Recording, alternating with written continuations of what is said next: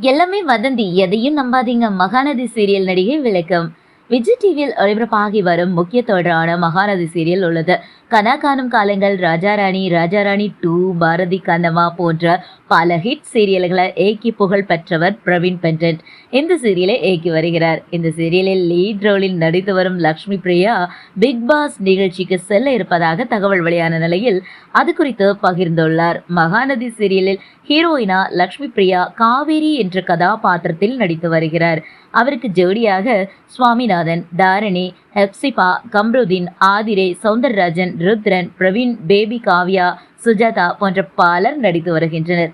ஊட்டியில மகிழ்ச்சியா வாழ்ந்து வந்த ஒரு குடும்பம் தந்தை மறைவுக்கு பின் சொந்த ஊர்ல இருந்து சென்னைக்கு வருகின்றனர். தன்னுடைய தங்கை உயிரை காப்பாற்றுவதற்காக வாங்கிய பணம் தொலைந்து போக ஹீரோயினான லக்ஷ்மி பிரியா அக்ரிமெண்ட் போட்டு கதாநாயகன் விஜயை திருமணம் செய்து கொள்கிறாள்.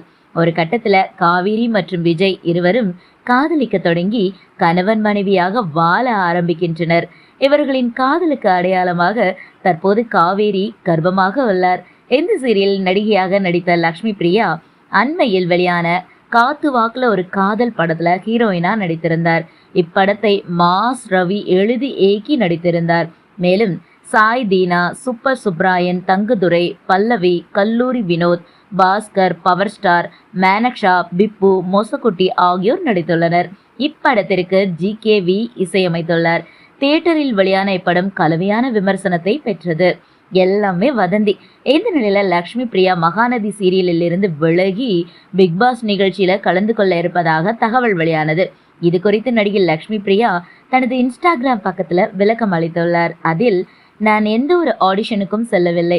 பிக் பாஸ் நிகழ்ச்சியில பங்கேற்குமாறு எனக்கு எந்த ஒரு அழைப்பும் வரவில்லை என பதிவிட்டுள்ளார். இதனால் இணையத்தில் இவர் குறித்து பரவி வந்த வதந்திக்கு லக்ஷ்மி பிரியா முற்றுப்புள்ளி வைத்துள்ளார்.